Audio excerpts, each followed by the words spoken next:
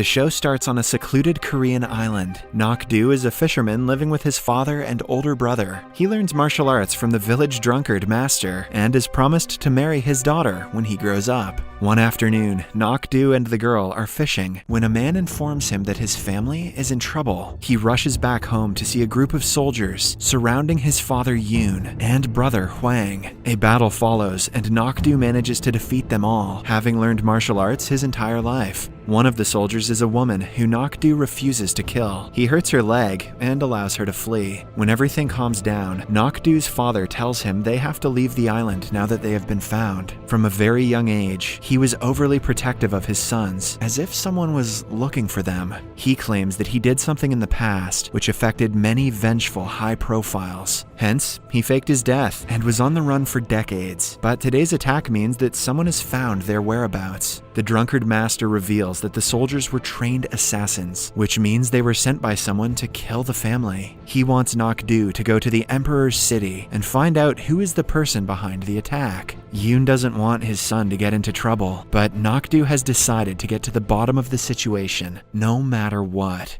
In the next scene, we are taken to the Emperor's city. The king is making a round of the city in a palanquin, surrounded by his guards. A woman named Dong-ju is dressed up as a man and is looking to kill the king to avenge something that happened to her family. She gets ready with her bow and arrow, but is interrupted by a running Nok-do. They bicker for a minute, which causes her to miss the palanquin. Suddenly, an old man throws a stone at the king, slandering him for killing his son to expand his palace. The guards are instantly altered and asked to check the entire area for the old man's accomplice. In the following brawl, both Nok-do and Dong-ju are caught. Right before he is taken away, Nok-do sees the woman who he injured back on his island. He wants to use her to get to her boss, but the guards arrest him before he can. Assuming that Dong-ju is a man, she is kept with the male prisoners, where she meets Nok-do again. They bicker and blame each other for their situation. The following morning, they wake up close to each other and jolt up in embarrassment. The guards take them to the investigation bureau, and Dong-ju is asked to introduce herself. She goes blank, knowing that any lie will get her in trouble, since she is disguised as a man. When the investigation officer gets mad at her for not speaking, Nok-do comes to her aid and distracts everyone. He claims that the investigation is fruitless, and the king must instead go to the grave of the old man's son to gain sympathy from his people. His suggestion is taken into consideration, and they are ultimately let free. After that, Nok-do and Dong-ju go their separate ways. Nok-do ends up at a local inn at night. The kind inn owner offers him food, free of charge, out of the goodness of her heart. What Nok-do doesn't know is that it has been poisoned by the female assassin. An hour after eating the food, he feels nauseous and runs outside. The inn owner runs to call the assassin, but by then, Nok-do has already fled. The woman assumes he is dead and returns home to meet her boss. Nok-do follows her, having thrown the food instead of eating it. He sees her entering a hidden village and goes in after her. However, Nok-do soon regrets the decision because the village belongs to widowed women and men are strictly prohibited to enter. The female guards beat him up before throwing him out.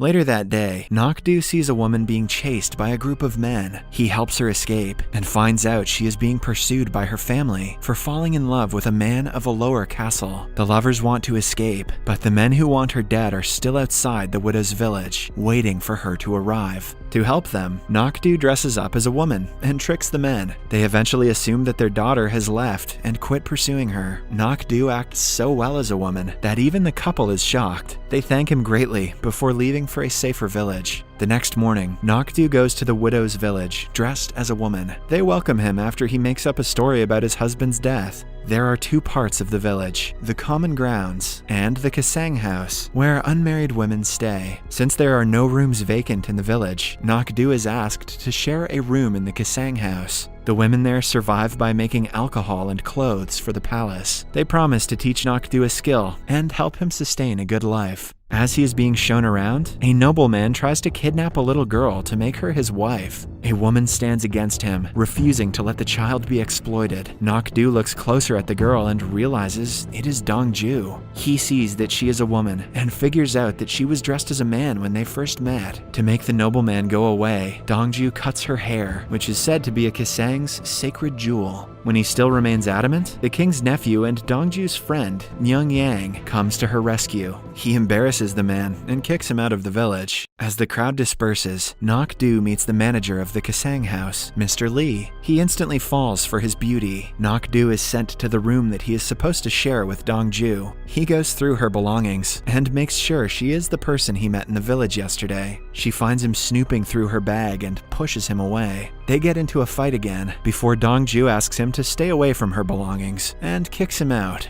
Later, the manager meets Nok-du and takes him by surprise by expressing his love. Nok-du doesn't know what to make of the unwanted attention and resorts to staying away from the man. While looking for the assassin, he figures out that the village's brewery is where most women aren't allowed to go. Before he checks what's inside, 3 women forcefully make him come to the river to bathe with them.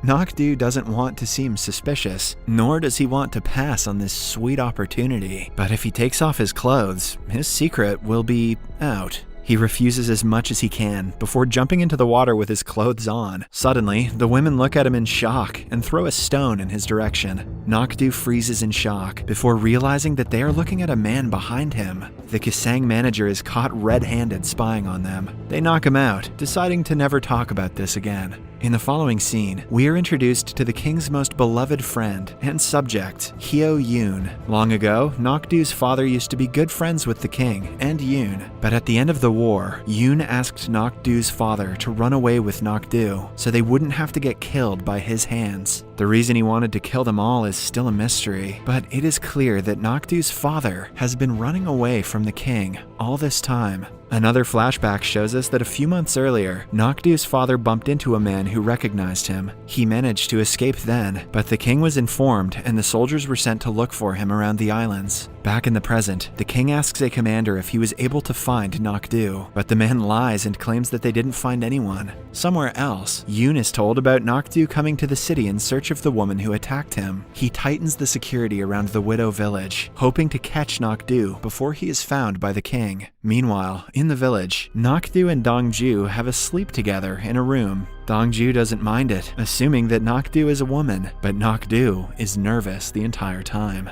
When everyone is asleep at night, he goes out and finds a group of women dressed as the assassins he fought on the island. It is revealed that their group kills misogynists and predators who harm other women. However, their leader is someone only the older women recognize. To get to the leader, Nok-du follows the said women, but he is caught. After a fierce sword fight, he manages to run back to the Kasang house and pretends to be taking a stroll. The following day, Nok-du goes into the brewery to try to socialize, but he ends up getting into a fist fight with a woman after unintentionally calling her ugly. Amidst the fight, Nok-du sits on a hot pan and burns his back, while Dongju burns her hand. They help each other by applying medicine before going to sleep. That night, the king comes to meet Yoon and inquires if he saw Nok-du and his father dying with his own eyes. Yoon affirms, even though he knows that he let them run away out of mercy. The king has his suspicions regarding the story, but he decides to let it go for the night. After he falls asleep, Yoon asks his best man to continue looking for Nok-du. The next morning, Nok-du bumps into the assassin who he fought on the island. She finds him familiar and follows him, but Nok-du manages to fool her by pretending to be the Kasang manager's escort. Still, he has to be careful, because the assassin is keeping a close eye on him.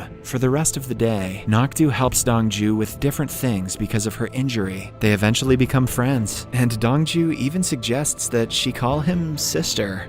Get wrecked. Nok-du, on the other hand, refuses to be called that and asks her to stick to calling each other by their names. When it turns dark, an eerie noise is heard, prompting all the women to run into their houses. Nok-du is told that the elders are performing a ritual for the dead widows, and no one should be out of their houses at this time. He sees through the ruse. Because the women performing the ritual are the elder assassins, he follows them and sees a group of men entering a temple where men are forbidden. They're the leaders who run the entire widow assassin organization. Before Nok-du can get a look at their faces, he trips, alerting the soldiers to his presence. He runs back to the Kasang house and enters a random room. To his surprise, Dongju turns out to be in the same room. Back at the temple, we see that Yoon and his council are the leaders of the organization. The king is looking to kill a kid, who is the only person in the line of the throne after him. Yoon and his council are secretly planning to dethrone the king because he has gone insane for the throne. But they have to be extremely careful about not letting any outsiders know. Back in the Kasang house, Nok-du pretends to cut Dongju's hair when the assassins come looking for the intruder. But then she feels his chin and finds stubble that proves he is a man. Nok-du blackmails her since he knows about her cross-dressing to go to the city. To his luck, this keeps her from outing him to the assassins. After everything calms down, Nok-du lies that he ran away with his mistress, but they were separated by her family. The couple has many people looking to kill them for simply falling in love. Hence, he is hiding in the village until his lover arrives looking for him. Dongju believes the story, but keeps a close eye on him to ensure he's not a pervert.